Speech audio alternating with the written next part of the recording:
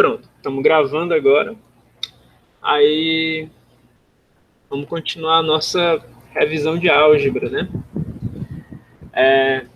A gente tinha visto nas últimas aulas ah, algumas propriedades de matrizes, né? A gente viu matrizes em bloco. A última coisa grande que a gente fez foi essa demonstração aqui, né? A gente passou pela demonstração de que o conjunto de matrizes triangulares superiores invertíveis forma um subgrupo do grupo linear geral das matrizes, né? Com a propriedade, com a operação de multiplicação. E eu acredito que não é tão difícil de ver, mas esse resultado ele segue de maneira análoga para matrizes triangulares inferiores. Então tá. A gente passou por essa demonstração, né, provando a existência desse subgrupo. Aí a gente fez alguns comentários acerca de subdivisão de matriz, né, matriz em bloco e tal. Eu até gosto de usar isso em demonstração. Em particular, eu uso uma subdivisão em bloco bem simples, na verdade, eu não uso uma tão genérica assim. Porque eu acho que até fica melhor para você pensar de maneira indutiva, né, quando você só tira uma fatia da matriz. Quer dizer, a gente vai tirar, quando a gente for ver as nossas matrizes lá em matemática computacional, a gente vai tirar uma fatiazinha, uma linha, uma coluna e o elemento do canto superior esquerdo. A gente tira esses caras e obtém uma matriz com uma dimensão menor em cada parâmetro, né? Uma linha a menos e uma coluna a menos. Pois bem. Então, agora a gente vai pegar o seguinte. A gente tinha falado sobre matrizes triangulares superiores e invertíveis formarem um subgrupo. E a gente, durante a definição de matriz triangular inferior e triangular superior, a gente também viu o conceito de matriz diagonal, né? O que é uma matriz diagonal? Uma matriz é diagonal quando ela é tanto triangular superior como inferior. A matriz triangular superior, ela tem todos os seus elementos significativos para cima da diagonal principal. A triangular inferior tem todos os elementos significativos para baixo da diagonal principal. O que não é significativo é necessariamente zero, né? Então daí você tira que ela é triangular superior porque o que é interessante nela está acima e ela é triangular inferior porque o que é interessante nela está abaixo da diagonal principal, né? Pois bem, a matriz ela é dita diagonal quando ela é tanto triangular inferior como superior, ou seja, tudo que não está na diagonal é zero, beleza? Porque tudo que está abaixo da diagonal é zero, porque ela é triangular superior, e tudo que está acima da diagonal é zero, porque ela é triangular inferior. Então, uma matriz diagonal, ela é tanto triangular inferior como superior, e ela só tem de significativo os elementos da diagonal, né? Então, a gente vai ter um resultado mais simples agora, que é um corolário, né? Provavelmente vai ser uma consequência, provavelmente vai sair como consequência desse teorema, que é um resultado mais forte, um teorema, né? Então, a gente vai partir agora para esse corolário bem aqui. E esse corolário diz para a gente que se a gente pegar o conjunto de matrizes n por n, que são diagonais invertíveis, e os elementos dessa matriz vêm de um anel R, né? Aí você pode imaginar esse anel R. Geralmente você pega o conjunto dos números reais, mas na verdade isso vale para qualquer anel R, né? Não importa. A gente vai provar que esse conjunto de matrizes diagonais invertíveis n por n formam um subgrupo comutativo. Bom, forma um subgrupo comutativo de dois grupos que a gente já havia provado, né? O grupo das triangulares superiores invertíveis e também um subgrupo das triangulares inferiores invertíveis, né? A primeira coisa que a gente precisa para esse resultado é mostrar o seguinte: toda matriz diagonal invertível também é uma matriz triangular superior invertível e também é uma matriz triangular inferior invertível. Né? Aquela história de que o subgrupo ele tem que estar contido no grupo em questão. Bom, isso não é tão difícil de ver, né? Porque a gente já disse, por definição, uma diagonal, uma matriz diagonal, ela é triangular superior e inferior. A outra característica que rege esse subgrupo é a matriz ser invertível, né? Então, invertível e diagonal necessariamente é invertível e triangular superior. Invertível e diagonal necessariamente é invertível e triangular inferior. Então, essa parte não dá trabalho para a gente. O que dá trabalho para a gente nessa demonstração vai ser provar a existência da inversa, né, dentro desse subgrupo da diagonal invertível. Ela tem que ser fechada para a inversa. E a gente vai precisar mostrar também que o elemento neutro da multiplicação está ali dentro. No caso de matriz, o elemento neutro é a identidade, né? É a matriz quadrada diagonal com a diagonal unitária. Aí essa matriz ela é o elemento neutro. E claramente ela também é diagonal, né? E ela é invertível. Então, a gente está caminhando bem para provar esse teorema, esse corolário. Tanto é que a demonstração dele é curtinha. A maioria das observações que a gente precisa fazer é simples. Olha só o Daniel. Espera o mosaico atualizar. Atualiza mosaico. Tá de sacanagem, bicho. Eu cliquei em aceitar e o mosaico não atualiza. Deixa eu ver que mensagem é essa. Acho que agora atualizou. Não, foi eu que mexi aqui. Poxa, gente, o Daniel não entrou? Eu juro que eu cliquei no coisa lá. Mas está carregando na parte dele também. Pode crer. Como é que tá a internet de vocês aí em Crateus? Tá tranquilo? Cadê esse cara, meu irmão? Tá funcionando bem. Davi. Ó, o Daniel entrou agora. Agora é mais um tempo aí. É de lei de lá. Pode crer. Ó, o Davi foi mais rápido. Pronto. Então, vamos continuar aqui, né? Pois bem, então aqui a ideia vai ser bem tranquila, né? A gente precisa provar para mostrar que é um subgrupo comutativo. A gente só vai precisar mostrar que o conjunto de invertíveis diagonais é invertível triangular superior e inferior. Isso é óbvio, né? Como a gente estava argumentando. E a gente vai precisar mostrar que esse subgrupo ele é fechado para a inversa, né? Ou seja, toda inversa de diagonal invertível também é uma diagonal invertível. E claro que ele é fechado para a multiplicação, né? Ou seja, que a operação em questão nos grupos de matrizes, né? Pelo menos nesse contexto aqui. E a gente vai precisar mostrar que o produto de duas diagonais invertíveis é uma diagonal invertível, beleza? Então vamos lá. Bom, a primeira coisa que a gente vai mostrar, aparentemente, é que o elemento neutro está dentro do nosso subgrupo. Veja só. A gente sabe que a identidade N por N, ela é uma matriz diagonal invertível, né? Então, se a matriz identidade ela é uma matriz diagonal invertível, ela está dentro desse subconjunto das diagonais invertíveis. E outra coisa que a gente sabe certamente é que, como tem pelo menos o elemento neutro ali dentro, esse subconjunto de matrizes diagonais invertíveis, ele é necessariamente não vazio, né? Ele é um subconjunto não vazio de dois outros conjuntos que a gente já tem mostrado como subgrupos, né? Subgrupo do grupo linear geral de matrizes, né?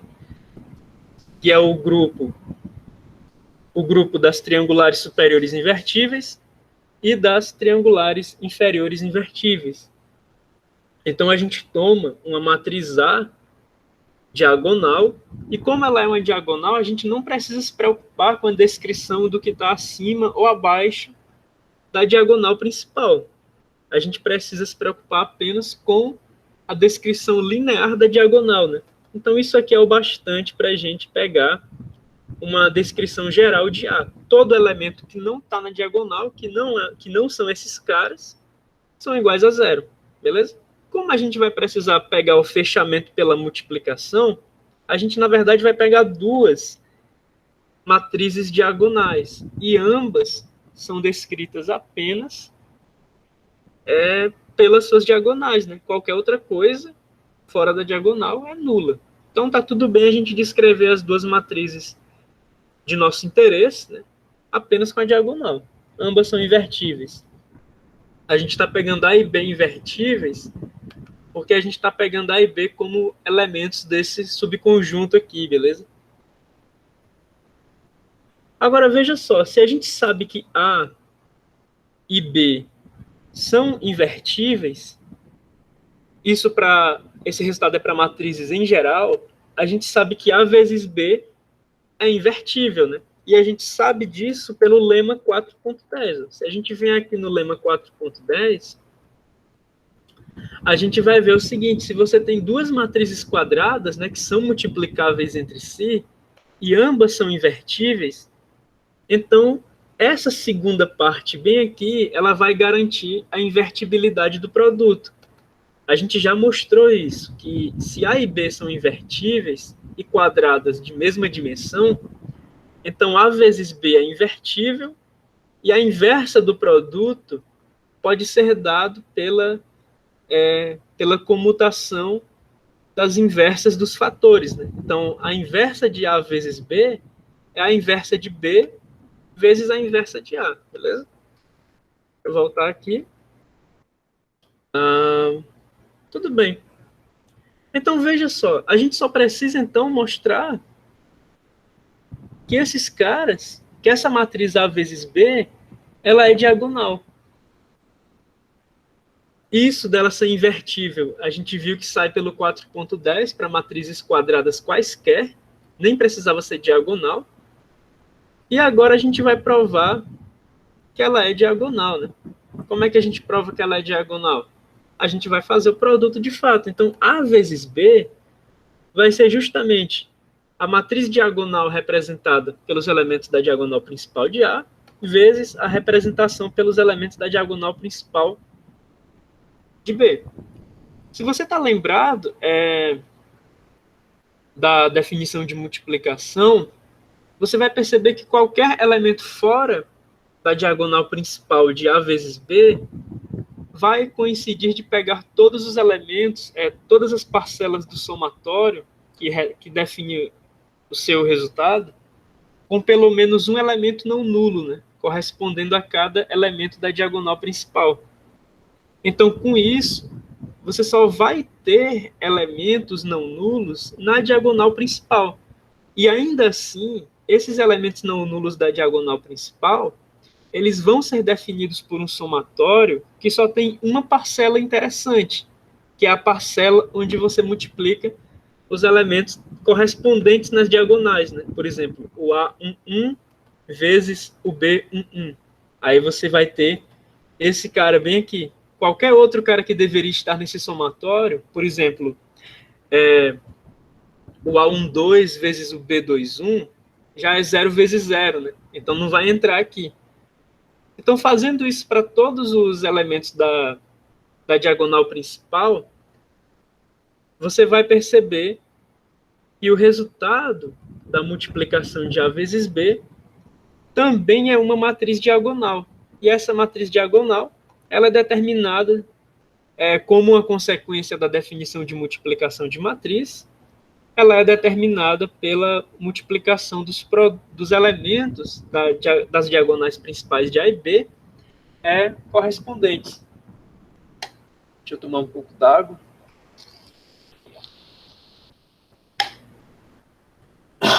Pois bem.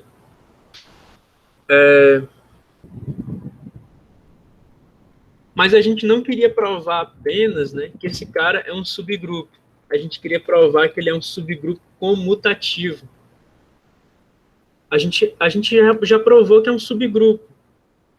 A gente provou Ah, não, a gente ainda não provou que é um subgrupo, não. Ainda falta provar que a inversa está ali dentro, né? Que a inversa de uma matriz diagonal invertível também é diagonal. Então falta só essa parte para provar que é um subgrupo. Então ele vai concluir. Se a gente pega essa matriz diagonal e ela é invertível, como a gente está tomando, veja só, como a gente está tomando esses elementos de um anel, né? Aqui ele já não disse porque está bem batido do contexto. Como a gente está tomando esses elementos de um anel, eles necessariamente são invertíveis para a operação em questão, que é a multiplicação. Como esses caras necessariamente são invertíveis, então a gente sabe que os elementos da diagonal principal da matriz são invertíveis individualmente, como a gente viu no teorema 4.13. A gente pode ir lá para recapitular esse cara, né? Cadê o teorema 4.13? Ah, não. Isso aqui é outra coisa. Ele tá fazendo menção ao teorema que a gente provou na aula anterior. Ah, sim, mas ele pede para a gente tomar em questão não o enunciado do teorema, mas a prova do teorema, né? Ali ele também usou esse fato. Se esses caras são elementos de um anel, então a gente sabe que esses caras por si só também são invertíveis, né? Para a operação em questão, que é a multiplicação, beleza? E para a gente não ir tão lá no começo do livro, ele faz menção à prova do teorema 4.13, que foi o que a gente viu na última terça. Bom, como a gente sabe que A é invertível e só é dada pelos elementos da diagonal principal, e cada elemento individualmente, por ser um elemento de um anel, também é invertível para a multiplicação do anel, né?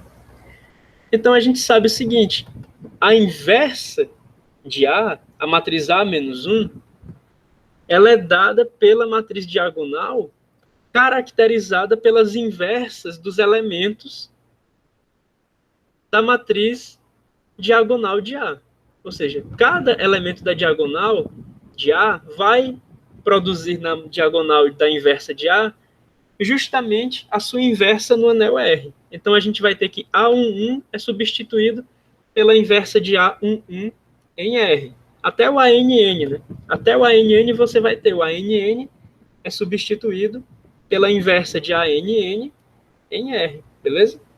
Se você observar o resultado de A vezes B como matriz diagonal, você vai perceber que A vezes A menos 1 vai resultar justamente em A11 vezes a sua inversa, né? Vezes esse cara no lugar do B.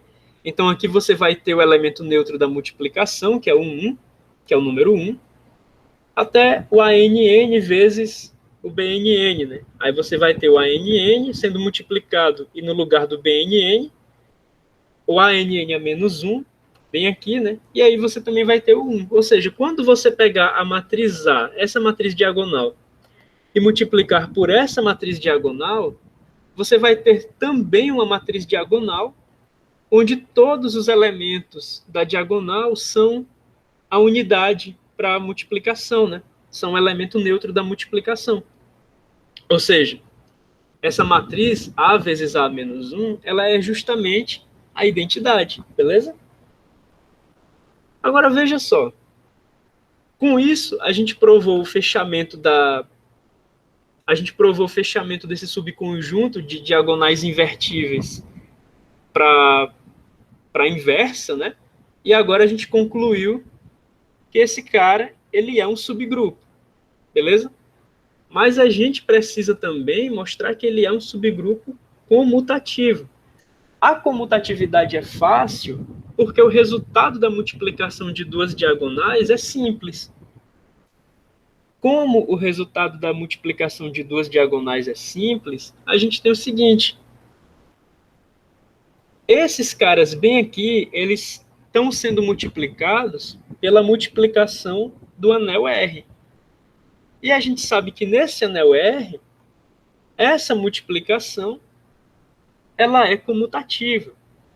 Como a gente sabe que essa multiplicação ela é comutativa, então tanto faz eu escrever esse elemento de A vezes esse elemento de B, como o contrário, né? O elemento de B vezes o elemento de A na diagonal, e isso até o final.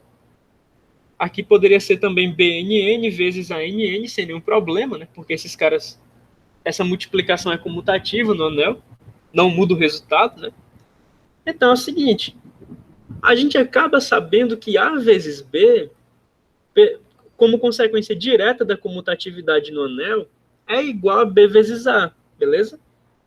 E como ele está dizendo aqui, isso segue pela comutatividade em R, porque a gente está pegando um anel onde a multiplicação é comutativa, né? Então, esses carinhas, eles podem ser permutados. Você pode colocar B vezes A bem aqui, você pode colocar B vezes A bem aqui sem nenhum problema. Então, A vezes B é igual a B vezes A. Tranquilo? É um corolário bem simples, né? Porque a gente meio que está especializando até demais o teorema anterior. O teorema anterior foi para triangulares superiores e inferiores, para matrizes com alguma estrutura, mas o corolário seguinte foi para matrizes com a estrutura muito forçada, né? Como a estrutura é muito forçada, são matrizes diagonais, esse resultado ele sai mais fácil, beleza? Ele meio que é uma consequência do outro teorema, porque a demonstração acaba sendo só uma especialização da demonstração do 4.13, né? Agora a gente vai para algumas definições. Essas definições em particular, elas são interessantes para quando você para pensar sobre métodos numéricos em álgebra linear. Como é que você descreve a eliminação gaussiana de maneira algébrica? Durante a eliminação gaussiana, às vezes você precisa permutar linhas e colunas, né? Não necessariamente porque você está fazendo um pivoteamento. Até mesmo a eliminação gaussiana sem pivoteamento, ela prevê a permutação de linhas e colunas. Quando é que ela prevê isso? Ela prevê essa permutação quando a disposição original dos elementos da matriz vai provocar uma divisão por zero, né? Quando você vai ter uma divisão por zero na disposição original dos elementos da matriz, você passa a não estar mais interessado em resolver o sistema AX igual a B. Você passa a estar interessado em resolver um sistema linear permutado equivalente a AX igual a B. Aí é que vem a sacada. Essas permutações de linhas e colunas, elas não precisam ser descritas com um aparato novo. Essas permutações de linhas e colunas, elas podem ser descritas utilizando multiplicação de matriz. Daí a gente vai aprender uma coisinha. A gente vai aprender que se você mexe um pouquinho na identidade, a identidade com a esquerda mexe um pouquinho nas linhas da matriz. Quando você mexe um pouquinho na identidade, a identidade multiplicada pela direita, ela mexe um pouquinho nas colunas da matriz, beleza? Então, a identidade, além de ser um elemento neutro, ela é um bom ponto de partida para você expressar operações elementares, certo? Você mexe um pouquinho na identidade e a identidade propaga essa modificação para uma matriz arbitrária, uma vez que essa identidade modificada seja multiplicada pela esquerda para mexer nas linhas ou pela direita para mexer nas colunas, tá bom? Então a gente vai ter essa noção de matrizes de permutação antes de seguir para qualquer algoritmo de álgebra linear, beleza? E essa noção de matrizes de permutação, ela nos permite descrever esses algoritmos em termos algébricos, o que vai dar um ganho para a gente no sentido de que a gente vai poder provar que esses algoritmos estão corretos, não de uma maneira que envolva uma descrição procedural, mas os algoritmos vão estar corretos por design, porque eles vão surgir de indução, certo? Então, a eliminação gaussiana, quando você se utiliza de álgebra linear, não apenas para representar valores, mas faz uso das suas operações e propriedades, a álgebra linear ela te dá a eliminação gaussiana com uma descrição indutiva, beleza? Então a gente vai ver isso, eu não sei nesse livro, mas em matemática computacional com certeza, e a base para isso são essas matrizes parecidas com a identidade que permitem representar pequenas operações. Aí você pode fazer um encadeamento de operações representado como um produtório. Tranquilo? Então tá. Vamos ver aqui o que seria uma matriz permutação, né? Que é a nossa definição 4.15. A gente diz que uma matriz quadrada N por NP é dita uma matriz de permutação se toda linha e coluna de P tem uma propriedade que lembra muito a da identidade. Tem exatamente uma unidade naquela linha e naquela coluna, né? E todas as outras entradas daquela linha e daquela coluna são iguais a zero. Beleza? Então você vê o seguinte, a identidade ela é uma matriz de permutação, porque ela claramente obedece isso.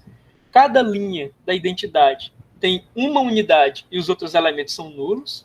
Toda coluna da identidade também obedece essa propriedade. Qual é a permutação que a identidade representa? Nenhuma, porque ela é um elemento neutro. Quando você multiplica A pela identidade, a identidade na direita, a identidade não mexe com as colunas de A. Quando você multiplica a identidade por A, a identidade na esquerda, a identidade não mexe nas linhas de A. Beleza? A identidade por si só representa permutação nenhuma. Mas toda matriz descrita nessa definição 4.15 pode ser obtida a partir de permutações na identidade. A sacada é que toda matriz da 4.15, dessa definição 4.15, ela replica as permutações que ela representa sobre as linhas ou sobre as colunas do outro fator do produto, beleza? Então aqui a gente vai falar justamente disso, né? Quando a gente fala de permutação, a gente fala de trocar de lugar, né? Na matriz. Então você multiplica a permutação pela direita. Você está permutando, você está trocando as colunas de lugar. Se você multiplica pela esquerda, você está trocando as linhas de lugar, beleza? Então, a gente tem uma matriz quadrada, né, que pode ser multiplicada por uma matriz P, também quadrada de mesmas dimensões, tanto pela direita como pela esquerda, porque as dimensões são compatíveis para PA e AP estarem bem definidas, né? Então, você tem que, se a matriz A ela é multiplicada com a matriz de permutação pela esquerda ou pela direita, então, respectivamente, as linhas, quando é pela esquerda, ou as colunas, quando é pela direita, são trocadas de lugar, né? Por exemplo, aí ele vai dar um exemplo aqui, ó. Observe o seguinte, esse cara, ele é muito parecido com a identidade. Agora, eu vou até abrir para vocês responderem, que eu acho que é bem tranquilo. Como é que eu obtenho essa matriz P a partir da identidade? Alguém sabe me dizer?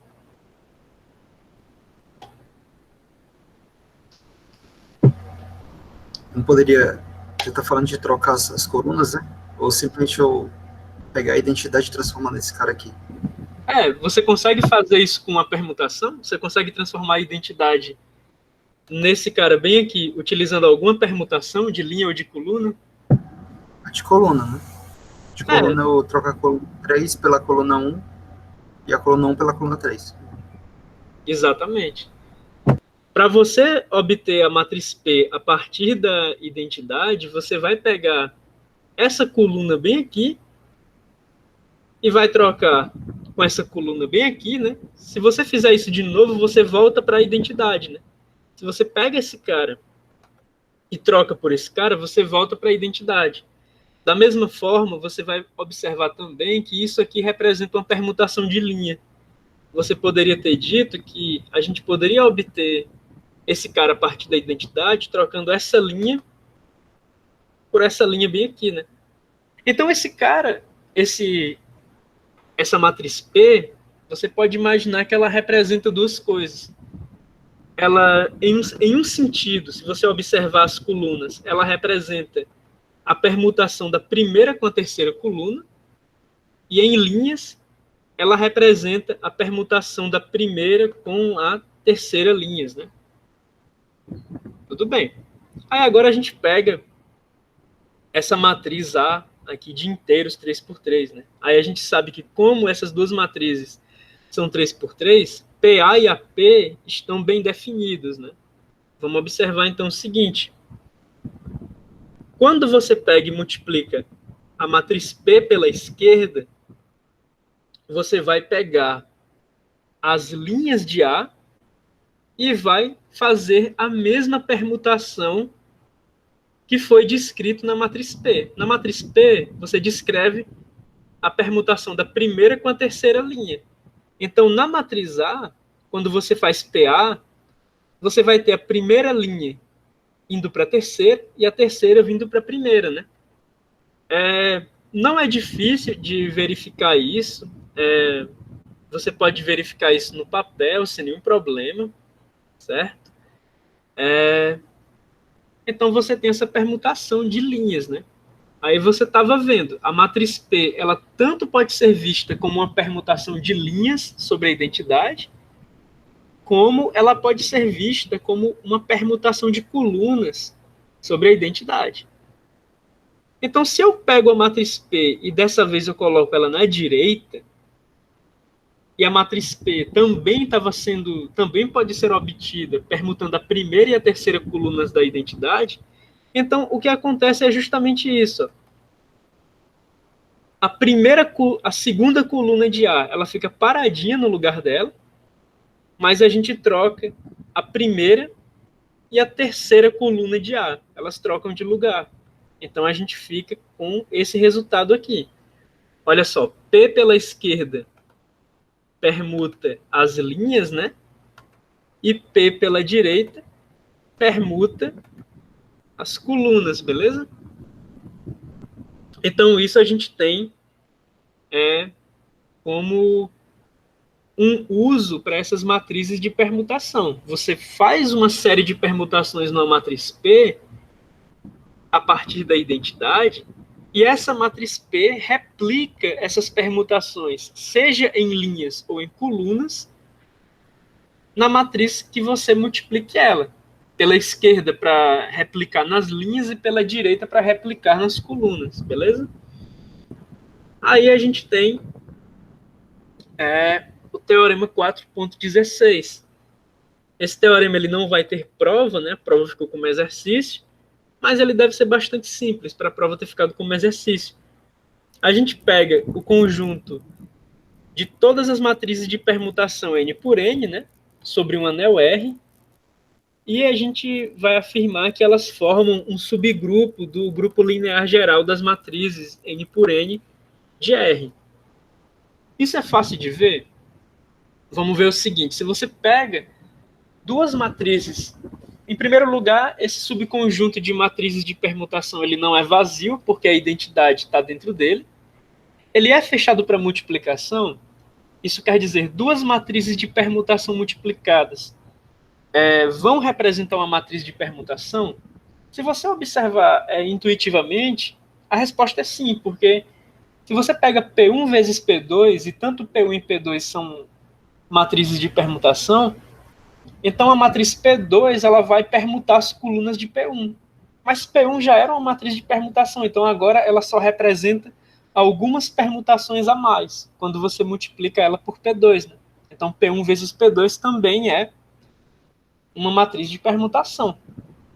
Aí fica a outra pergunta. Beleza, a inversa de uma matriz de permutação é uma matriz de permutação? Olha só.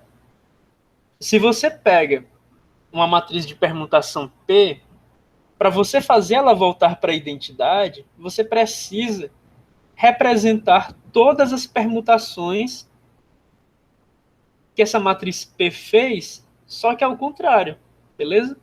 Então, quando você representa todas as permutações que essa matriz P fez, só que ao contrário, e chama isso de P a menos 1, da inversa de P, quando você multiplica P por P a menos 1, você vai estar pegando a matriz P, que tem as suas permutações representadas, e a P a menos 1 vai estar desfazendo essas permutações que estão representadas em P. Como P foi obtida a partir da identidade utilizando essas permutações, então P vezes P a menos 1 é a matriz P com as suas permutações desfeitas, né? E aí você tem a própria identidade. Por exemplo, aproveitando que está escrito aqui, eu posso fazer a seguinte pergunta. Quem seria a inversa dessa matriz de permutação bem aqui? O que é que vocês acham? Qual matriz de permutação eu tenho que multiplicar a P para obter a identidade? Eu multiplico P por que matriz para obter a identidade? Pela inversa dela. Pela inversa dela, certamente. Mas quem é a inversa dela?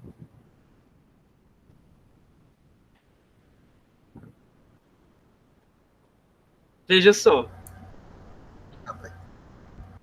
Veja só. A única permutação que está acontecendo aqui é da primeira coluna com a terceira coluna. É verdade, então só inverte a ordem, né? Então, antes eu troquei a 1 pela terceira, eu troco a terceira pela 1 de novo. Eu vou voltando todos os passos, é isso? Exatamente. O mais peculiar dessas matrizes de permutação elementares, eu vou chamar uma matriz de permutação elementar quando ela representar uma única permutação, é o seguinte: uma matriz de permutação elementar, ela tem como inversa ela mesma. Ela é a sua própria inversa. Porque, veja só, se a única permutação que eu fiz foi trocar a primeira com a terceira coluna, se eu pego a matriz P e ponho para a matriz P ser multiplicada por ela mesma, a matriz P, bem aqui multiplicando ela mesma, ela vai forçar essa coluna a ser trocada de lugar com essa. E daí é como se nenhuma permutação tivesse acontecido, né? Eu troco a primeira coluna pela terceira coluna na matriz P, e em seguida multiplico pela matriz P. Aí a matriz P vem aqui nesse cara e troca a primeira coluna pela terceira coluna, e eu volto a ter a identidade. Sabe o que é o mais legal também? É que se você pega uma matriz de permutação aleatória, que pode ser representada como o produtório de matrizes de permutação simples, né, onde só tem uma permutação sendo representada, só tem uma linha, só tem um par de linhas ou colunas trocando de lugar, você vai ter o seguinte: o produto, a inversa do produto, é representado pelo produto das inversas. Se a gente está dizendo que cada matriz de permutação elementar é a sua própria inversa, e uma matriz de permutação mais complexa, ela é o resultado do produto de matrizes de permutação elementar, então a inversa desse produto de matrizes de permutação elementar pode ser visto como o produto das inversas de matrizes de permutação elementar, que são elas mesmas. Ou seja, o produto de matrizes de permutação elementar, a inversa do produto de matrizes de permutação elementar, pode ser visto como ele mesmo. Primeiro, porque matrizes de permutação elementar têm elas mesmas como inversas, e segundo, porque matrizes de permutação elementar são comutativas na multiplicação. Com isso, a gente obtém o quê? A gente obtém que qualquer matriz de permutação, na verdade, tem ela mesma como a sua inversa. Beleza? Se uma matriz de permutação descreve uma série de mudanças, e você vai lá e desfaz aquela série de mudanças, quer dizer, você refaz aquela série de mudanças, então você tem feito basicamente desfazer o que o primeiro conjunto de permutações fez, né? Então aí você tem mostrado que a inversa de uma matriz de permutação é ela mesma, tranquilo? Então, Faz sentido. então, isso aqui é um insight, né, para a demonstração do... Então, isso aqui é um insight para a demonstração. Ah, na verdade, aparentemente, o que eu falei não é totalmente correto, não. Tem um adendo. Se a matriz P é uma matriz de permutação, então, necessariamente, P é invertível. E, na verdade, a inversa de P não é ela mesma. Desculpem. A inversa de P é a transposta de P. Interessante. A inversa de P é a transposta de P. Eu não estava esperando esse transposto bem aqui.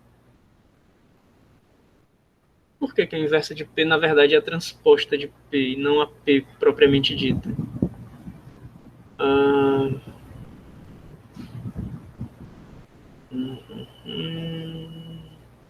se eu pego...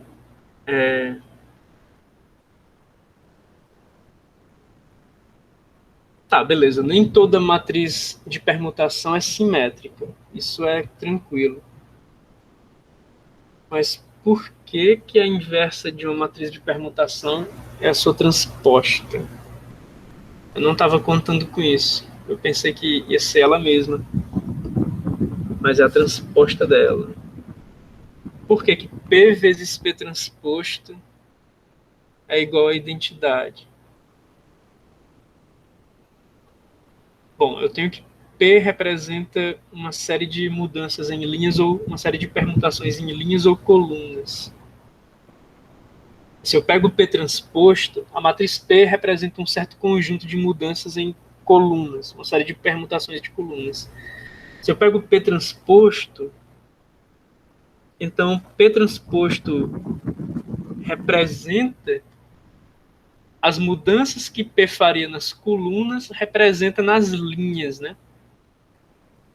Então, se eu pego P transposto vezes P,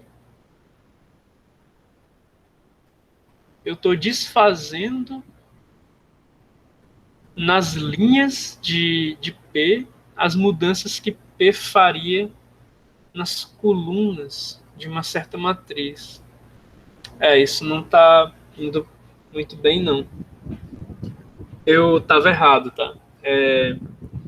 A inversa de uma matriz de permutação não é ela mesma. A inversa de uma matriz de permutação é a sua transposta. Agora, de imediato, eu não consigo ver por que isso é verdade, não. Beleza? Claro, deve ter... Para ele ter passado como exercício, isso deve ser simples.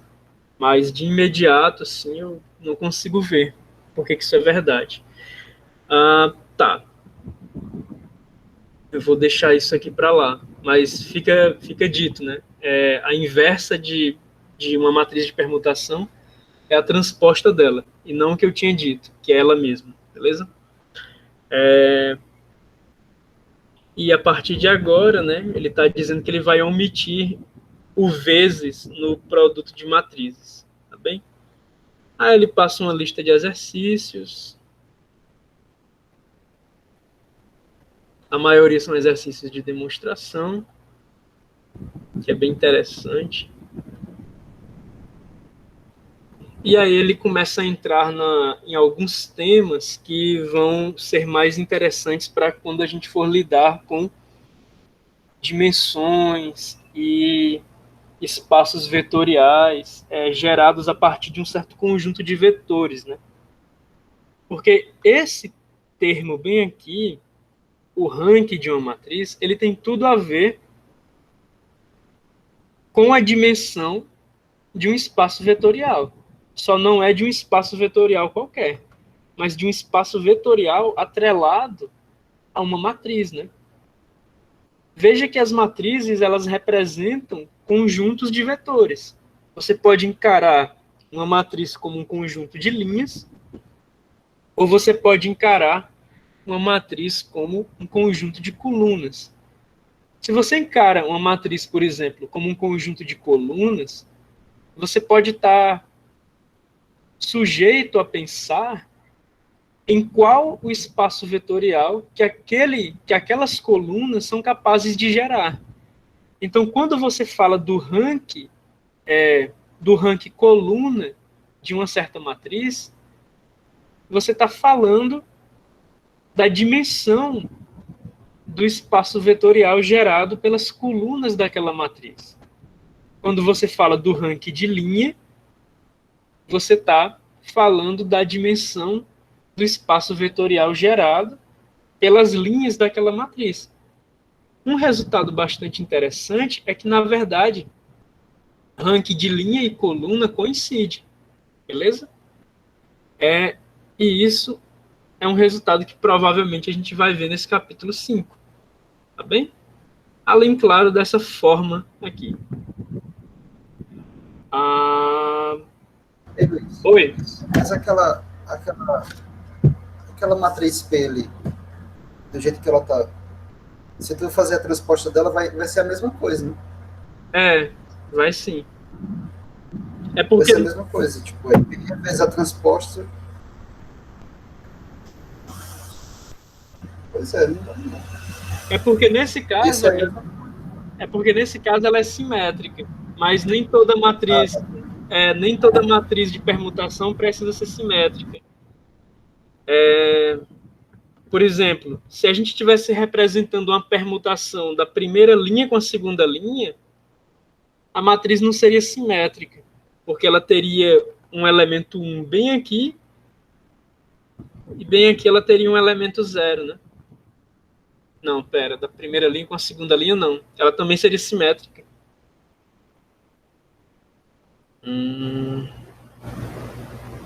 Ela seria 0, 1, 0, 1, 0, 0, 0, 0, 1. Deixa eu perguntar isso para quem entende, né?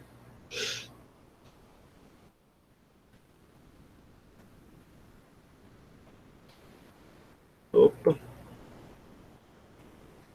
Perguntar isso para quem entende. Deixa eu ver aqui. Recebe. É assim que a gente constrói a matriz? Tá. Então, vou te dar uma série de linhas, tá? A primeira linha vai ser 0, 1, 0. A segunda linha vai ser 1, 0, 0. E a terceira linha vai ser ela mesma. 0, 0, 1. Quem é a nossa matriz A? Nossa matriz... A tua segunda linha não é a terceira, não, nesse caso aí? Então, aqui eu tô... Nessa matriz bem aqui que eu tô no terminal, eu tô representando uma permutação da primeira com a segunda linha. Nesse caso do livro aí, ele está representando uma permutação da primeira com a terceira linha. Aí, nesse caso, ela é simétrica. Nesse caso, bem aqui, eu tô achando que ela não é simétrica, não. Deixa eu ver aqui. O 6 é muito roubado, velho. Symmetric. Ela é simétrica? Nossa, ela é simétrica. Olha só. Tá, então aparentemente não dá muito certo não, desse jeito. Deixa eu ver aqui. Recebe matrices ponto. Sim. Como é que faz para pegar as matrix ponto identity? Vamos pegar uma identidade dimensão 4x4. Pronto, aqui é uma identidade, né? Uma identidade de dimensão 4x4. Como é que eu faço para obter uma matriz que não seja simétrica a partir desse cara? Eu posso trocar a primeira com deixa eu achar primeiro o método, né? Change ring, não. Swap house, beleza. Ele tem um método já. Vou trocar a 1 com a 2. Aí a matriz está assim agora. Ela continua sendo simétrica?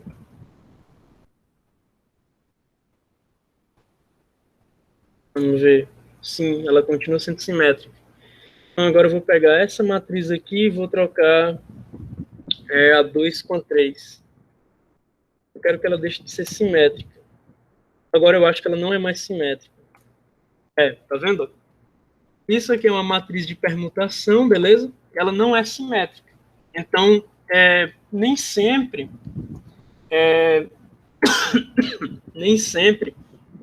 a gente vai ter que a matriz de permutação é a inversa dela mesma. Isso só vai ser verdade para quando a matriz de permutação é simétrica. Veja só. Aqui, ele está dizendo que a inversa de uma matriz de permutação é a transposta dela. Aí aqui a gente tem, né? Aqui onde eu estou passando o mouse, a gente tem uma matriz de permutação. E ela não é simétrica. Agora, quem é a inversa dela? A inversa dela, a gente vai ver aqui, é a transposta dela. Como é que a gente pode verificar isso?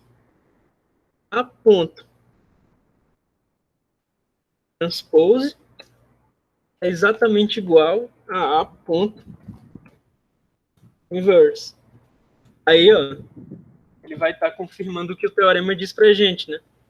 E a transposta da matriz de permutação é a inversa dela, beleza? Inclusive, esse programa... Pode falar aí. Ah, eu ia dizer, bacana, legal. Esse programinha, eu recomendo ele para vocês estudarem, né? Porque ele facilita, assim, essas visualizações e tal. E facilita essas manipulaçõezinhas de leve. Assim, pegar uma matriz e brincar um pouco com ela. Aí você vai vendo as coisas. Bem bacana, o Sage Math. E de toda forma, é bom vocês irem instalando o Sage, porque, ou pelo menos ter Python, mas eu acho que o Sage vai facilitar mais, porque quando a gente chegar para modelar os modelos matemáticos, né, a gente se preocupa apenas em implementar os modelos, sem implementar grafo, sem implementar alguma estrutura matemática que seja interessante, como matriz, ou seja, já vai ter tudo e a gente só se preocupa com o modelo de fato, beleza? Tá, mas eu vou deixar o livro, essa coisa eu vou tentar trazer depois, pelo menos uma demonstração, um link para uma demonstração, de que a inversa de uma permutação é a transposta dela. Eu acho que isso tem a ver com multiplicação de transposta, sabe? Faltou esse detalhe quando eu peguei aquele negócio de cabeça do produto de inversas elementares. Acho que tem tudo a ver com produto de transposta. Mas tá, deixa eu sair do livro aqui, nessa parte, né? E agora que são 2h07, deixa eu ver com quantas pessoas a gente está aqui. A gente está com 8, só que a Marília não conta, nem eu conto 2 vezes, porque eu estou aparecendo 2 vezes aqui. Então, 6, 5, a gente está com 5 alunos. O Ayrton, o Fábio, o Elton, o Davi e o Daniel Brito. Vocês podem fazer uso do microfone de vocês, se vocês desejarem, tá? A gente vai dar uma olhadinha no plano de reposição que eu coloquei no... Deixa eu tirar essa notificação aqui, que ela é chata. A gente vai dar uma olhadinha no plano de reposição que eu joguei lá no Facebook, né? Então é o seguinte, hoje é dia 7, certo? E eu tenho até o dia 13. 13 é o meu deadline para mandar esse documento para a coordenação. Então, até lá, a gente pode ir fazendo mudanças nesse documento para a disciplina ficar mais palpável, né? Nessa retomada, beleza? Que a gente vai ter agora. Deixa eu ver o que foi isso. Beleza, o Daniel tá ok. Mas eu vou repassar aqui, Daniel, os detalhes, né? Só para não ficar nenhuma dúvida sobre qual é a questão aqui, tá? E sobre essa coisa da entrega das atividades que foram lecionadas durante as atividades relacionadas aos tópicos que foram lecionados durante as atividades de forma presencial. Bom, aqui é um cabeçalho que não tem muita novidade, né? É só coisas só para descrever a disciplina, beleza? Aqui é o meu nome, nada demais, tá? Aí aqui começam as coisas interessantes. Ó. Bem aqui, a gente parou dia 17, né? Vocês lembram, né? Que a gente parou dia 17, mas aí, ó, eu disse que a gente foi até o dia 24, porque eu estou considerando aquela semana que a gente teve 2 aulas relacionadas ao conteúdo, antes da gente começar a revisão do conteúdo, que a gente foi desde o começo. A gente viu quadratura de Gauss-Legendre e a gente viu integração dupla, beleza? Aí tem o seguinte, na primeira etapa, de cabeça, eu somei assim, uns 7 trabalhos para entregar. Aí eu acredito que, quer dizer, eu pensei que vocês já tinham alguma parte desses trabalhos implementada, né? Aí eu passei a entrega para 21, pensando que de hoje, 7, ou ontem, na verdade, mas foi de madrugada, de hoje, 7, até 21, que são 14 dias, vocês iriam utilizar esse tempo para fazer os trabalhos remanescentes. Aí, bom, eu fiquei surpreso que, na verdade, vocês não fizeram tanta coisa assim, né?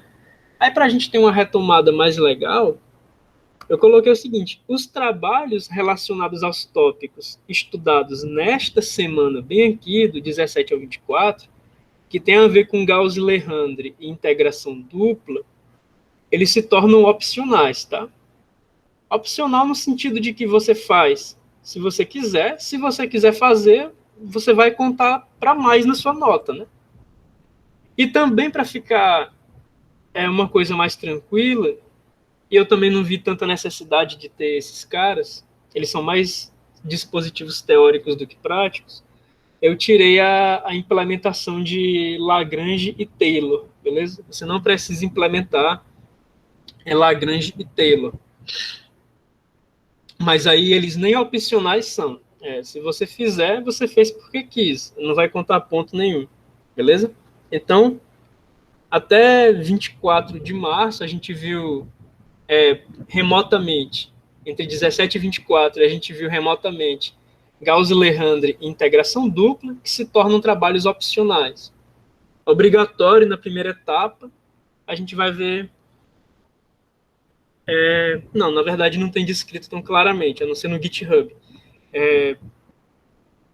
Trabalho obrigatório para a primeira etapa são 4, né? Posição falsa, Newton, regra do trapézio e regra de Simpson, tá? Esses que a gente viu de 17 a 24, eles são opcionais. Então aqui é o primeiro dia de terça-feira, a partir do dia 20/7, beleza? É o dia que a gente começa a retomar a disciplina. E essa data bem aqui, ela pode mudar, beleza? Ela pode mudar só, quer dizer, essa data não, desculpe. Essa data, ela tem que estar dentro de um limite de uma data que pode mudar. Deixa eu até abrir aqui eu mandei esse documento para vocês também, né? O informativo da retomada da Prograde. E aí eles colocam o seguinte: a retomada começa aqui, né? Sujeita à alteração do CEP. E essa aqui é uma data de referência, ó. Isso aqui é uma data de referência, não necessariamente vai ser isso aqui, certo? E veja a palavra que eles utilizam aqui com toda tranquilidade: máxima. Ou seja, o semestre termina no máximo aqui. O semestre pode terminar antes daqui, beleza? Então, para a gente ter uma folga entre esse limite superior para a data de encerramento, eu estou colocando bem aqui, né, a gente para terminar cerca de 2 semanas antes do limite superior para a data de encerramento, 6 de outubro. O que eu pensei aqui também? Como a gente acaba adiantando um pouco as coisas, né, discussão, entrega de coisa em relação às outras disciplinas, pelo que vocês me reportaram, que elas estão paradas, eu acredito que isso aqui, em relação a isso aqui, é útil para vocês da seguinte forma.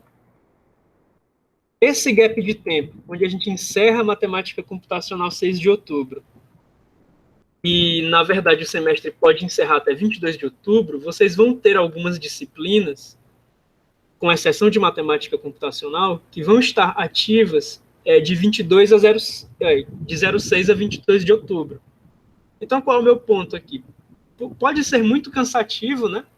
Vocês estarem fazendo atividades remotas de diversas disciplinas, beleza? Até pela inexperiência do professor, a minha eu assumo tranquilamente.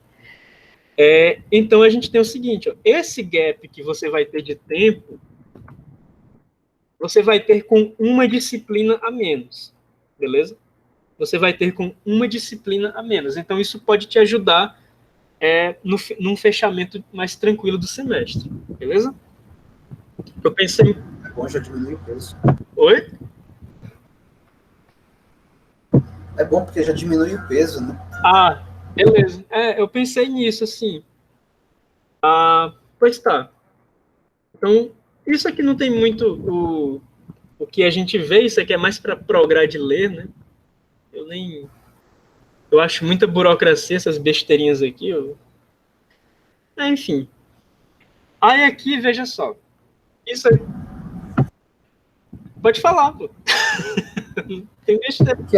O que era aquele organização.jkkk? Organização? Onde é que tem isso? Otimização, quer dizer. Ali, ó. Objetivos do curso, lá nos específicos, na última linha. Oi, doido. Sabe o que é isso aqui?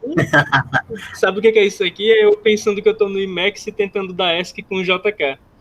Eu tentando sair do modo de interação. Valeu, eu vou corrigir depois. Obrigado por me lembrar disso aqui. Não é uma risada não, tá? Sou eu apertando o JK, pensando que tô...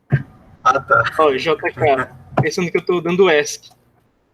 No IMAX, o JK dá ESC. Eu pensei que era uma extensão isso daí. É o quê? Como é, Daniel? Eu pensei que era tipo uma extensão, tipo otimização JKKK, sei lá.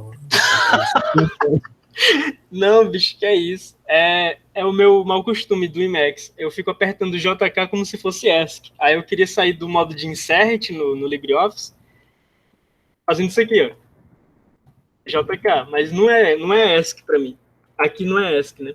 Aí, baldeou e eu digitei. Ainda bem que o Ayrton me chamou a atenção. Vou corrigir isso aí depois. Valeu, cara.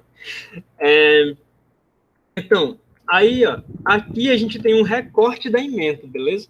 Como assim um recorte da ementa? Aqui eu não estou colocando os conteúdos que a gente já viu. Eu só estou colocando uma parte da ementa que ainda não foi dada, né? Então, a última coisa que falta a gente ver da parte de cálculo numérico é derivação, beleza? Eu estou dando como encerrado presencialmente e com aquela última semana de conteúdo a derivação, a integração numérica, né? Então, para derivação, para cálculo numérico, falta só derivação. Aí depois a gente entra com álgebra linear computacional. Depois a gente vem programação linear. Depois programação inteira. Depois fluxo em redes. E depois essa parte aqui que vocês vão achar muito roubado, né? Uso de pacotes de otimização. Eu estava vendo uma versão mais recente do Cplex, que eu vou até disponibilizar para vocês se adiantarem no download e na instalação. Que, cara, tá muito tranquilo fazer isso. Ficou muito, muito sossegado você montar um modelo matemático no Python. Tá uma coisa assim que no meu tempo não tinha. Eu sofria, aí agora no doutorado eu não vou sofrer mais, pelo que eu vi, e vocês não vão sofrer nunca, porque isso aqui tá muito fácil. Quando eu fiz o mestrado, isso não era muito fácil, não. Agora já está mais tranquilo, né? Inclusive, aquela apresentação que eu fiz naquele ciclo de seminários, ela ficou obsoleta. Porque eu apresentei do jeito antigo, aí eu fui instalar o Cplex mais recente, aí quando eu vi o jeito novo, é muito melhor do que o que eu estava acostumado a fazer. Aí eu vou dar esse update para vocês também. Tá. Metodologia. Eu não pretendo sair de casa, beleza?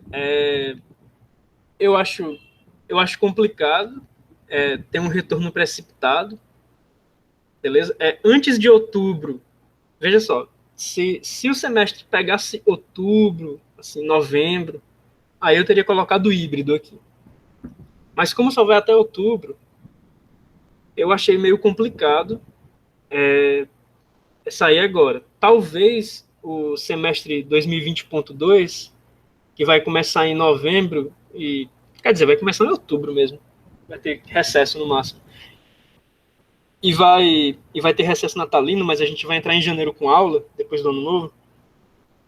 Esse semestre eu acho que ele vai ser presencial, assim, sem ser híbrido, vai ser presencial de fato.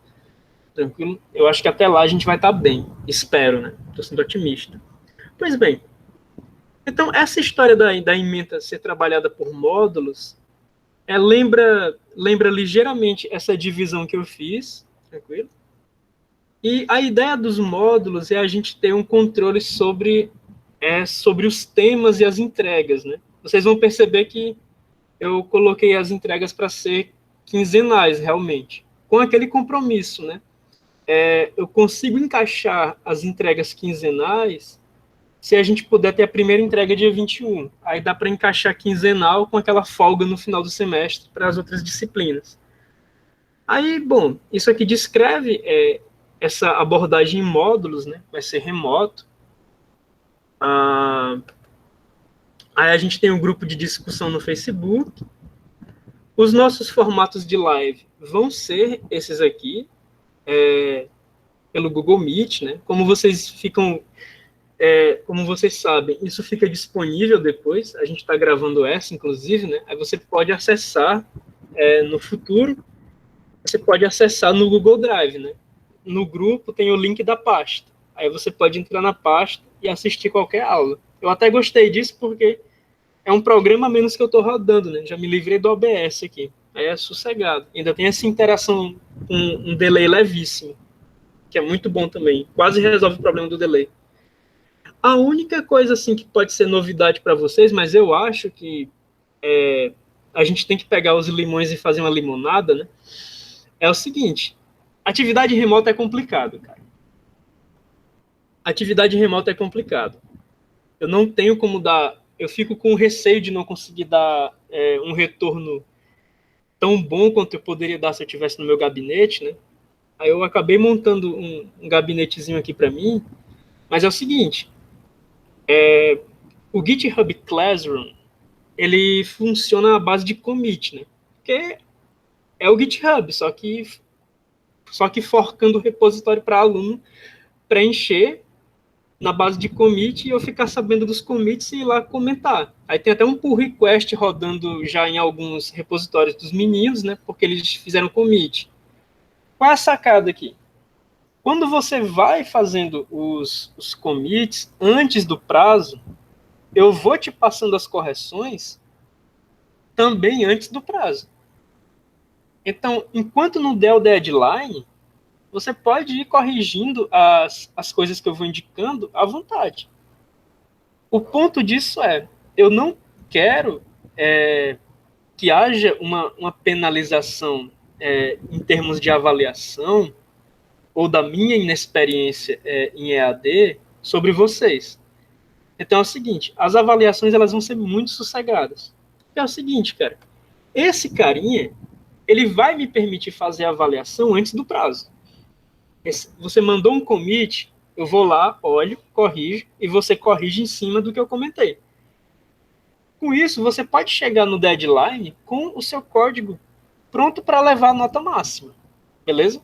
Ou seja, a gente vai fazer uma coisa muito mais colaborativa do que avaliativa. E eu não tenho nenhum problema com isso, porque a gente está numa situação excepcional, beleza? Eu estou preocupado mais com o aprendizado do que com a avaliação. Eu abri mão total de avaliação escrita. Se tiver aqueles 15 dias no final do semestre, que o CEP ainda vai decidir isso, se tiver 15 dias no final do semestre para avaliação escrita, as outras disciplinas elas vão acabar, não sei, utilizando isso. Eu não. Eu estou tranquilo assim, certo? Então a gente tem, ó, o GitHub Classroom, que permite essas correções adiantadas, né? Aí fica uma coisa muito mais, não no sentido de correção, mas de colaboração, tranquilo? Então a gente vai construindo os repositórios das entregas de vocês, e vocês vão pegando as correções adiantadas para não precisar chegar na data limite, né? E eu avaliar vocês sem vocês terem tido um retorno prévio e vocês se prejudicarem com isso, tá bom? Então é o seguinte, tem essa coisa, eu não sei se eu estou maneirando ou pegando pesado nos trabalhos, eu nunca fiz nada remoto.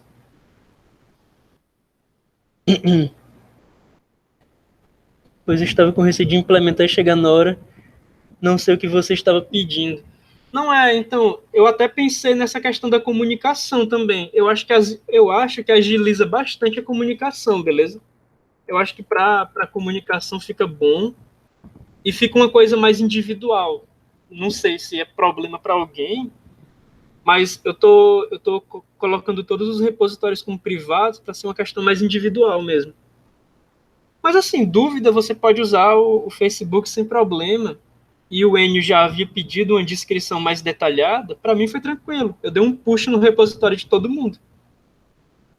Eu puxei lá no repositório de todo mundo e todo mundo ficou com uma descrição mais detalhada. Quem entrar na disciplina agora já vai pegar o clone do template mais bonitinho, né?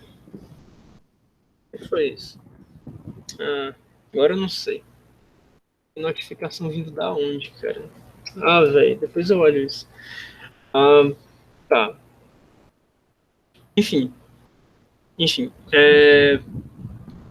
Essa questão do GitHub Classroom, eu acho que ela vai ajudar mais do que vai atrapalhar. Eu tive um pouco de receio nisso, porque nem todos os meninos responderam com tranquilidade lá a questão do controle de versão, né, ter experiência com isso.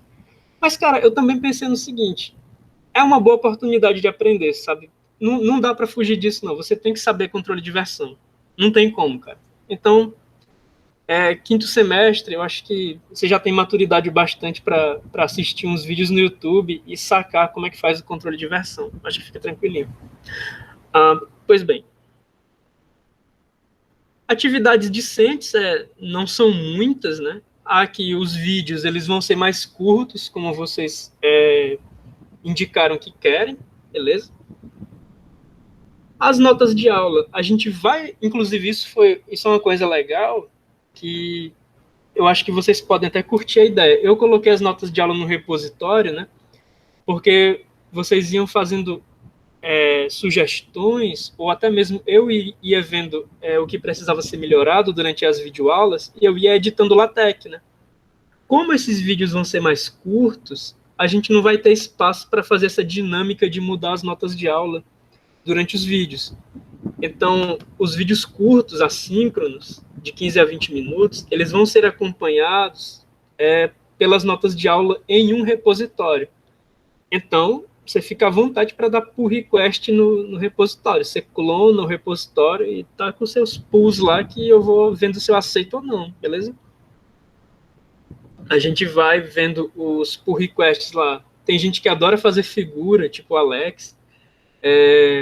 Tem gente que pode, sei lá, querer colocar algum exemplo ou, sei lá, dizer alguma coisa que eu disse, só que de uma maneira mais simples. Quiserem adicionar parágrafos com esse propósito, eu aceito numa boa.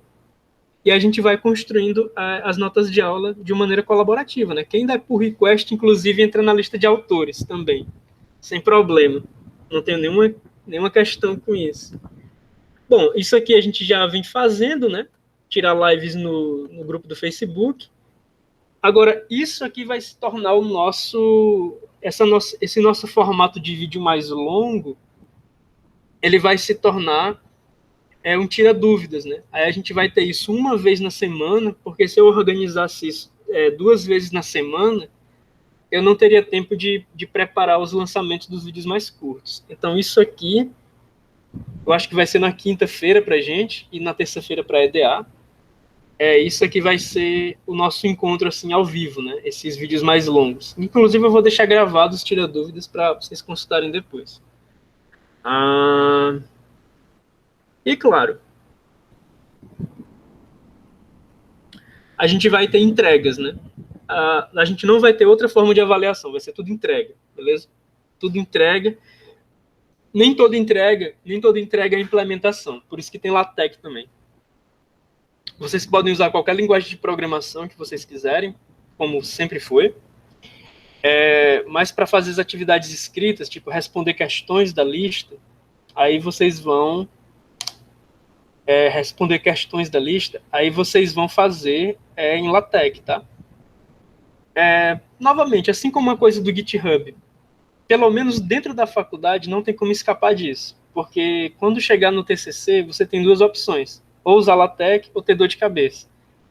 Aí, como você vai preferir usar LaTeX para agilizar a ABNT, né, em vez de decorar a ABNT, aí você já antecipa aqui o LaTeX, como foi até no caso de PAA, eu também passei alguma coisa em LaTeX, e você vai treinando essa linguagem que no futuro você vai usar. Pode até não usar para a vida profissional, mas pelo menos dentro do curso, lá no final vai ser bastante útil, beleza?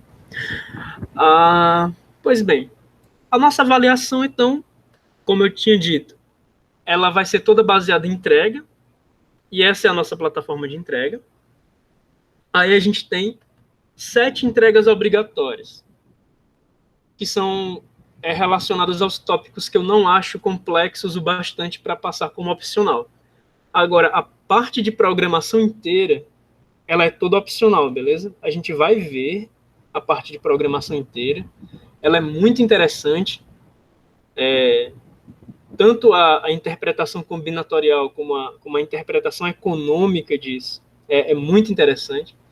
Mas, como eu já considero que aqui você tem um certo nível que exigiria uma cadeira só para ela, tipo, na própria matemática computacional presencial, como foi nos últimos 3 anos, eu não colocava isso obrigatório. Eu não vou fazer isso agora, né? Agora a gente já tem esse agravante de ser remoto, então isso aqui com certeza não poderia ser obrigatório, as entregas de programação inteira, beleza? Mas é muito legal. Então, a gente vai ter o seguinte, 10 entregas, 7 obrigatórias, 3 opcionais. Para cada entrega, você vai ser avaliado de 0 a 10. Aí eu vou jogar uma planilha em algum repositório, no próprio grupo do Facebook, e vou upando lá para vocês acompanharem as notas de vocês. Cada entrega é de 0 a 10. E é o seguinte, essas entregas opcionais, elas vão ter uma pontuação extra. O que vai acontecer? A média parcial, ela vai ser a média simples das 7 entregas obrigatórias. Mas é só isso? É só essa nota de 0 a 10? Não. Na verdade, a média parcial ela é uma nota de 0 a 15, né? Por que é uma nota de 0 a 15? Porque a gente está pegando também a média simples das entregas de programação inteira, beleza? E aqui que seria uma nota entre 0 e 10, que vai ser a média simples de 3 notas entre 0 e 10, isso aqui é uma nota entre 0 e 10, eu vou estar multiplicando por 0,5. Então, somado a nota das atividades obrigatórias, que é de 0 a 10, vai ter um extra de 0 a 5, né, que vem das entregas de programação inteira. Então, no total, a média parcial ela vai de 0 a 15, beleza? Quando houver a necessidade de uma avaliação final, aí a gente também vai fazer uma entrega. Eu vou determinar um trabalho e a nota dessa entrega de 0 a 10 vai corresponder à nota da avaliação final. Aí a média final é como de costume, a gente vai ter a média simples entre a MP e a AF, beleza? Então a gente tem isso da parte de avaliação. Esse aqui é o primeiro módulo que eu estou chamando de 0. Eu estou chamando esse cara de 0 porque a gente não está considerando ele como um conteúdo para frente, né? Esse aqui já está mais para trás, a gente já viu isso, tá? Então aqui a gente tem aquela parte que a gente já viu, né? Inclusive até a última aula que eu estou considerando como dada, que foi em 24 de março, beleza? Nesse momento a gente não tinha, a gente só tinha a gente tinha um grupo de discussão no Facebook, As nossas lives, elas não foram lives de tira dúvida, elas foram lives de fato de aula, né? E foram nessas datas aqui, salvo engano. Foi uma na quinta e uma na terça. E eu coloquei como entrega aqui no dia 21, tá? As entregas de avaliação do módulo 0. Isso aqui também é negociável. Agora eu não aconselho, porque aí você vai... Se você começar a querer entregar depois do dia 21, aí você vai atropelar as outras entregas. Eu até deixo, mas é complicado até para você.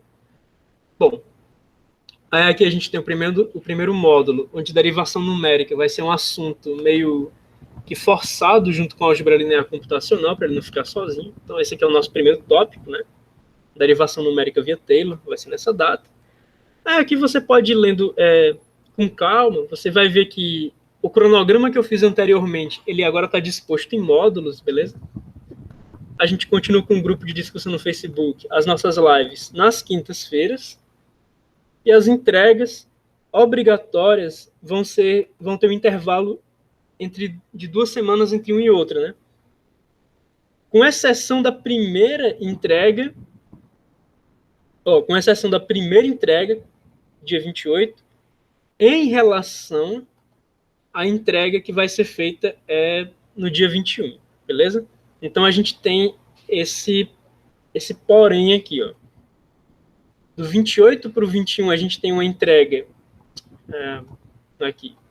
A gente tem uma entrega desse módulo 1 de 7 dias, tá? De 7 dias. Mas essa é a nossa única entrega de atividade obrigatória que vai ter 7 dias. Beleza? Olha só. Aqui a gente já tem 14 dias, certo? A gente voltar aqui, a gente tem o módulo 2 e tal. A gente tem os tópicos, as lives nas quintas. Não muda muito, não. Os dias, né? Aqui, novamente, ó, 25 para 11, né? 14 dias. 25 para 8, 14 dias também. Entrega obrigatória.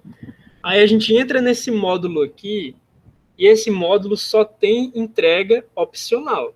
É um módulo bem pequeno, a gente só tem 3 aulas nele, tá? 3 vídeos, no caso, nele. Aí a gente tem uma live de dúvidas nesse módulo, e todas as entregas aqui são opcionais. Aí, como essas entregas são opcionais, elas já são um pouco mais apertadas. Eu também fiz isso para conseguir satisfazer aquela questão das entregas quinzenais. Ó. Então, aqui a gente tem entregas que já são mais corridas, né? As entregas aqui, elas são mais corridas, certo? Mas se você for comparar as entregas obrigatórias, ó, aqui, entrega do dia 22 dos tópicos 15 a 17, em relação à entrega obrigatória, você vai ver que do 8 para o 22, você tem 14 dias, tá? Aí essas entregas aqui, né, elas são opcionais, mas elas já não obedecem àquela história dos 14 dias, beleza? Foi o compromisso que eu fiz também para conseguir essas entregas quinzenais, né? Então aqui a gente tem 2 semanas, né, como a gente viu, e mais aqui de 22 para 06, mais 2 semanas para a última entrega, que é dos tópicos 18 ao 21, né, que é em relação a gente fazer modelo matemático. Aí aqui a gente vai usar uns notebooks de Python, alguma coisa assim para facilitar a vida. Aqui eu tenho um resumo das entregas, né? Então você pode ver aquelas coisas que eu estava dizendo. Ó. A única entrega que vai ter um prazo de 1 semana é essa entrega do tópico 1. Essa entrega obrigatória do tópico 1, ela tem um prazo de 1 semana em relação a essa, mas o resto são 14 dias. Ó. Aí essa você tem que comparar com essa bem aqui. Também são 14 dias. Opa! Aí aqui no meio, você vai ter umas entregas que já são bastante apertadas. Certo? Que são as entregas de programação inteira, que são opcionais. Inclusive, por elas serem apertadas também, eu coloquei uma pontuação maior, né? Eu estou dando 5 pontos extra, né? A média parcial está indo de 0 a 15. Até por conta do prazo. Eu entendo que isso é complicado, então eu estou recompensando mais por isso. E aqui a gente tem a última entrega, que é no dia 6/10, certo? Eu não tive como fechar a frequência em 64 frequências, né? Essa parte aqui é só para prograde de ler mesmo. Eu vou dar para vocês as presenças da parte presencial. Eu não tenho problema com isso. Mas aí a gente vai ter o seguinte, ó. Se você não fizer as entregas, você pode reprovar por falta. Beleza?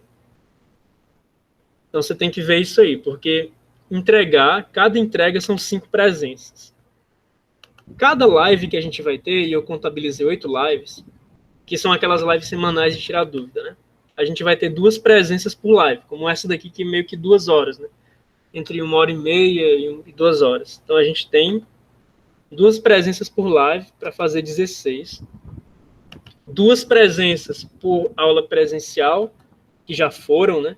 Para fazer 16. Aí isso aqui é tranquilo. Isso aqui você tem. E as entregas é o mais complicado, né? Porque se você deixar de entregar, aí começa a pesar aqui para você, né? Você tem 5 faltas se você não fizer uma entrega. Aí isso contabiliza 35 presenças, as entregas. Aí aqui você tem 67 créditos. Se eu colocasse 4 presenças, por entrega, aí você já ficaria abaixo de 64. Se você tirasse um de cada aqui, você ia tirar 7, né? Você ia ficar com 60 presenças, o que é incompatível com 64 créditos. Ou 64 horas no total. Beleza? A bibliografia não mudou, é a mesma bibliografia que eu estou colocando na ementa, quer dizer, no plano original. Mas isso aqui também é aquela história, isso aqui é mais burocrático, né? Se você quiser recomendação de livro, você pode perguntar no grupo. Eu vou colocando as indicações, os links. Material, não necessariamente livro, né? Vídeo também. Tem muita coisa boa na internet, né? Desde que você tenha critério, beleza? Bom, então tem as coisas aqui de aprovação, né? Tanto a minha assinatura como a assinatura que vai vir depois no conselho, né? Para ratificar esse plano de reposição. Isso depois de passar pela coordenação. É isso, pessoal. Esse é o plano de reposição baseado nesse documento da Prograde, tranquilo? Pois bem, era mais isso que eu tinha. Vou ter que dar uma saída, mas foi boa a aula. E o plano também. Beleza, Davi. Tranquilo. Certo. Então, vocês têm algum comentário a fazer sobre o plano? Não. Eu acho que peguei tudo direitinho. Estou de acordo. Tudo bem. Mas assim, né? Se aparecer alguma coisa, alguma dúvida, alguma sugestão, vocês podem... enquanto não der o dia 13, eu vou mandar isso em cima da hora para ver se vocês dizem alguma coisa, né? Mas enquanto não der o dia 13, podem ficar à vontade que o plano ainda vai estar comigo. Eu vou enviar no deadline, que é para... Se vocês virem alguma coisa que precisa de correção, como aquele JKK, aí vocês vão falando aí, se vocês têm alguma sugestão de melhoria, beleza? Pois, pessoal, beleza. Tranquilo. A nossa reunião era isso mesmo, e quinta-feira a gente tem a aula de cálculo, beleza? Beleza. Tá certo. Então, até mais, pessoal. Eu vou saindo aqui, Valeu. Tá bom? Valeu. Boa tarde para vocês. Valeu. Boa tarde também. Obrigado. Eu que agradeço.